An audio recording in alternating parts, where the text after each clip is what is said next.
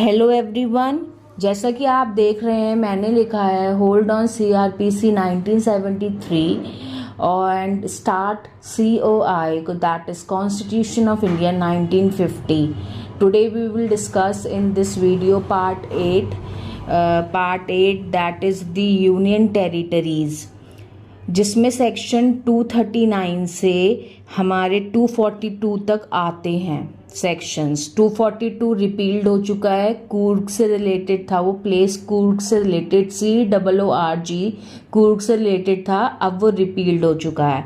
तो हम 1 bye 1 sections देखेंगे, हाँ, आर्टिकल्स देखेंगे 1 बाय 1। और द मोस्ट इम्पॉर्टेंट इज, जो मैंने कल, अगर आपने मेरी वो वीडियो नहीं देखी है मॉनसून सेशन पे, पार्लियामेंट मॉनसून सेशन पे, that is very important video. आप डिस्क्रिप्शन बॉक्स में मैंने उसका लिंक दिया है, तो आप जाके वो देखिए। उसमें कैपिटल टेरिटरी ऑफ दिल्ली के लिए आर्टिकल यूज़ किया गया है 239AA of the constitution of India. तो आज हम ज़्यादा फोकस उसी आर्टिकल पे करेंगे और जो बाकी आर्टिकल्स हैं उनको थोड़ा बहुत डिस्कस करेंगे।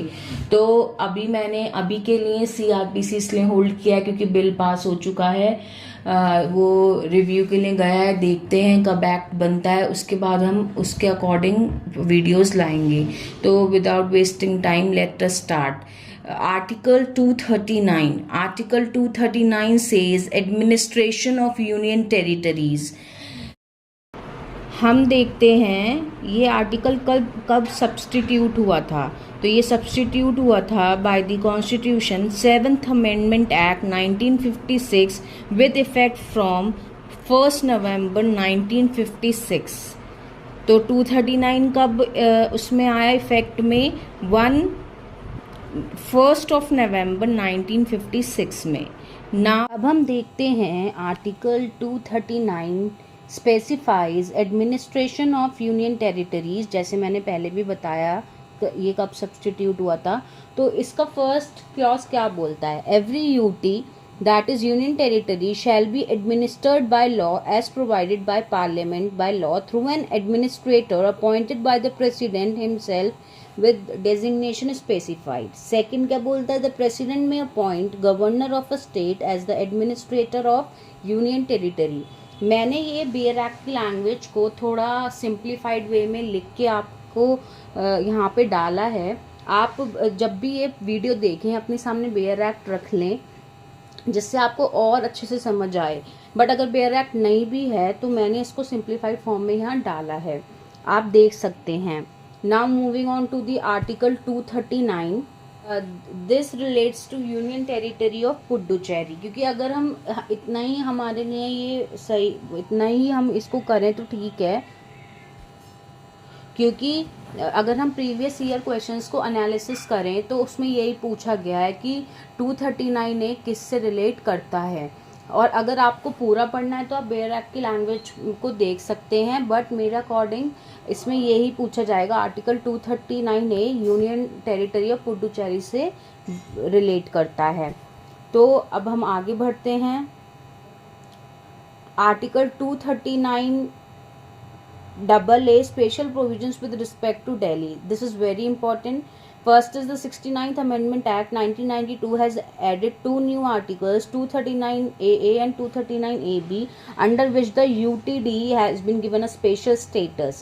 Article 239AA provides that the Union Territory of Delhi shall now be called the NCTD, National Capital Territory of Delhi, and its administrator shall be known as Lieutenant Governor. Second, A clause says there shall be a legislative assembly for the national capital territory. B. The functioning of the legislative assembly shall be regulated by law made by parliament, such as number of seats and all other relevant matters. C. The provisions of articles 324 to 327 and 329 shall apply in relation to NCT. 324 to 327 and 329 किससे relate करते हैं? Part 15 election से। तो आप वो जाके एक बार पढ़ सकते हैं, इस पर हम वीडियो लेके ज़रूर आएंगे आगे। 3 sub clause A says the legislative assembly shall have power to make laws for the whole or any part of the NCT with respect to any of the matters enumerated in the state list or in the concurrent list B. Nothing in subclause A shall derogate from the powers of Parliament. Either case. C. Either case the law made by Parliament or as the case may be such earlier law shall prevail and the law made by the Legislative Assembly shall to the repugnancy be void. Fourth, there shall be a council of ministers consisting of not more than 10% of the total number of members in the Legislative Assembly with the Chief Minister at the head to aid and advise the Lieutenant Governor. The Chief Minister shall be appointed by the President. फिर जो chief minister जो है वो appoint कौन करेगा? President appoint करेगा. Then other ministers जो होंगे वो अपॉइंट करेगा president on the advice of the chief minister. मैं दोबारा रिपीट करती हूँ, मैंने वो इसमें जॉटेड डाउन नहीं किया है. The other minister shall be appointed by the president on the advice of the chief minister and the ministers. Okay. And the minister shall hold office during the pleasure of the president. Now, sixth, the council of ministers shall be collectively responsible to the legislative assembly. Seventh, parliament may by law make provisions for giving effect to or supplementing the provisions contained in the foregoing clauses and for all matters incidental or consequential thereto. तो ये तो I hope आप समझ गए होंगे. मैंने important clauses को jotted down किया है. 239AB. 239AB is failure of constitutional machinery. Okay.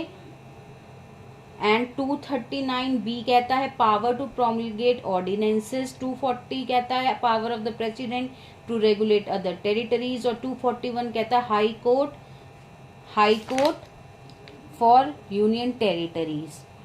और 242 रिपील हो चुका है which was related to Coorg, COORG. तो that's all for part 8 the union territories.